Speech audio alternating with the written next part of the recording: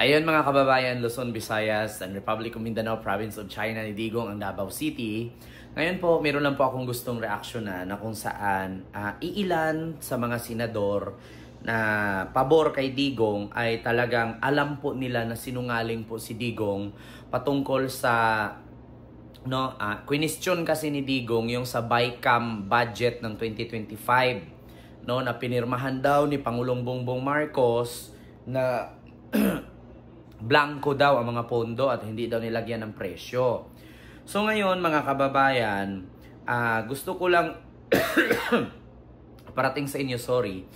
Gusto ko lang iparating sa inyo na si Cynthia Villar, Jinggoy Estrada at iilan pang mga senador na pabor kay Digong, alam po nila na sinungaling si Digong, hindi lang sila nagsasalita. Bakit? Madadawit at masisira kasi yung pangalan nila at baka sakali hindi sila iboboto sa sunod na eleksyon. Klarong-klaro naman po talaga na lahat po ng senador na kahilira ni Digong ay shoot sa inidoro po talaga yan. At ito na nga mga kababayan, gusto ko ipakita sa inyo, ito kasing picture na nandito sa ating screen, pumirma si BBM sa budget at sinabi ni Digong na bakit pinirmahan na hindi naman nakalagay ang presyo, bawal yan sa batas sa Pilipinas.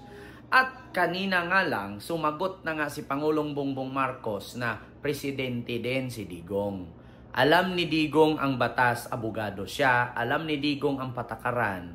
Naging presidente siya na hindi po pwede pumirma ang presidente na blanco ang amount ng pondo sa mga ahensya sa gobyerno, lalong-lalo na ang National Irrigation Authority at ang Philippine Coconut Authority or ang Agriculture budget. So, eto po mga kababayan, klarong-klaro po dito sa ipakita ko sa inyo, mga kongresista at mga senador na kaanib ni Digong, nandyan. Ito kung pagmasdan ninyong mabuti, itong senador na yan sa likod ni Grispo, sa likod ni Chis Escudero, si Jinggoy, si Tolentino, si GB Ejercito, si Risa Hontiveros, si Win Gatchalian, at nandyan po si Villar at anak niya na si Mark Villar. So klarong-klaro po at saka si Joel Villanueva.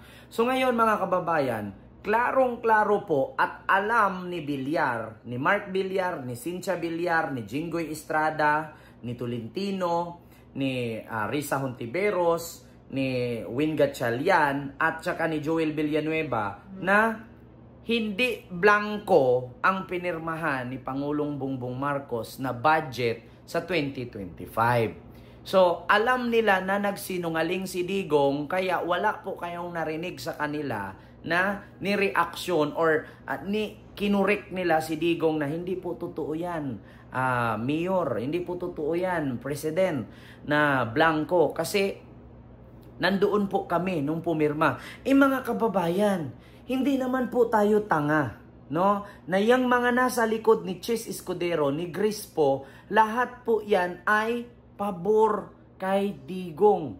Andyan nakita nyo. Andyan si Villar, si Gatchalian, si Risa Hontiveros, si GB Ejercito, si Tolentino, si Jinggoy. Hindi naman po pwede po yan mga kababayan. Si Villar, mag-inang Villar at si Joel Villanueva.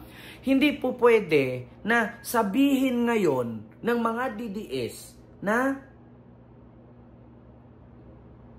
nagpirma si BBM ng blanco. Nandyan si Villar.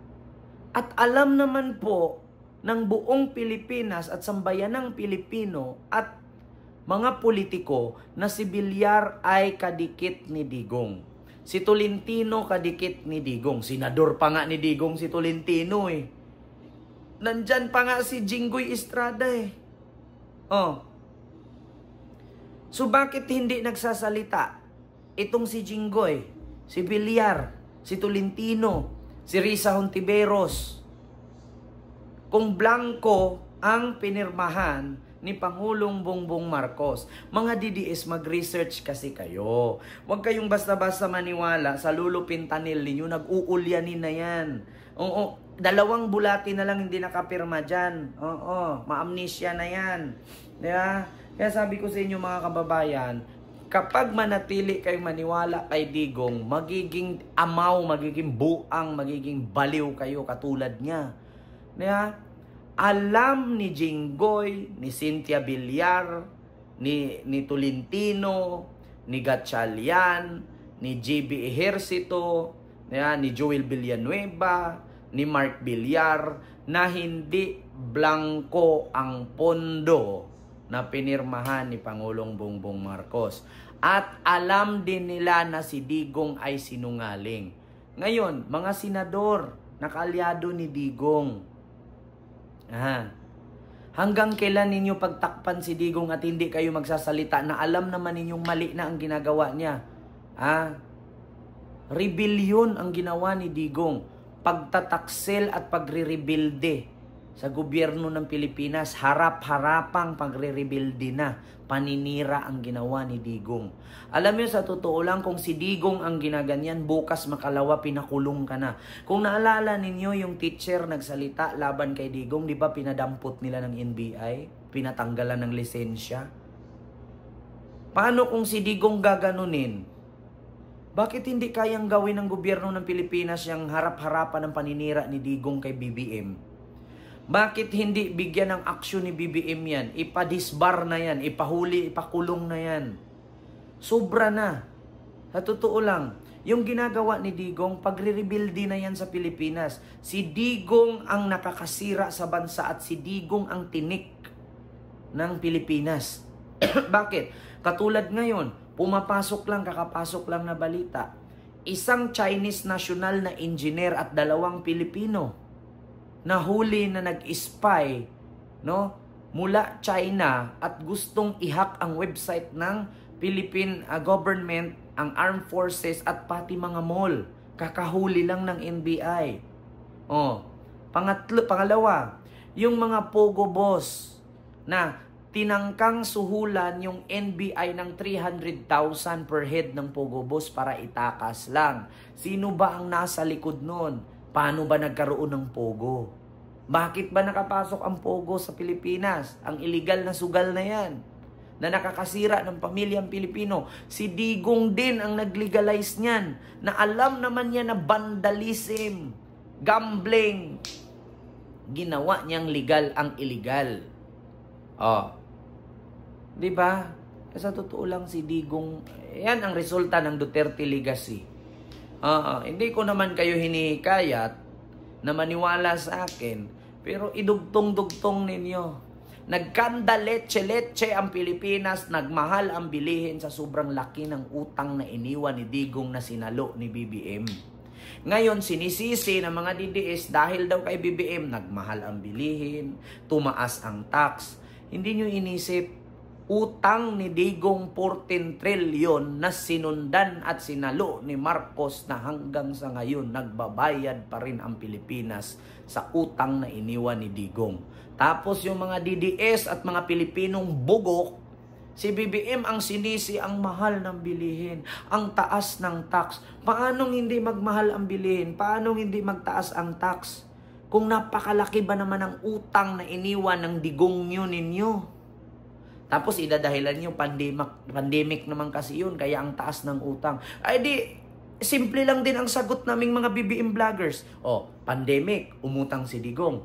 Bumaba si Digong sa pwesto, iniwan niya napakalaking utang. So wag kayong mag-expect na pag sinunod ni BBM yan, wala agad utang. Magbabayad. Si BBM ang presidente ng utang. Presidenteng nagbabayad sa utang ni Digong. Hindi siya presidente ng Pilipinas na maghari-harian. Siya yung presidenteng sumalo sa utang na iniwan ni Digong. Yan ang totoo. Kaya mga kababayan, alam po ng mga senador na kahiliran ni Digong at hawak ni Digong sa liig na sinungaling siya. Ngunit ayaw lang nila magsalita. Bakit? Baka hindi sila iboto ngayong midterm election. Kaya paalala ko po sa inyo, yung mga senador na pro-Digong at pro-China, wag nyo pong iboto. Hindi ko na po pangalanan, alam nyo naman po yan. Diba? Ngayon pa nga lang, niluloko na kayo. Huwag nyo nang iboto yung mga senador na pro-China at pro-Digong, pro-Kibuloy. I-shoot nyo na sa iniduro yung mga hayop na yan. So yun lang, maraming salamat and see you next vlog. God first. Thank you.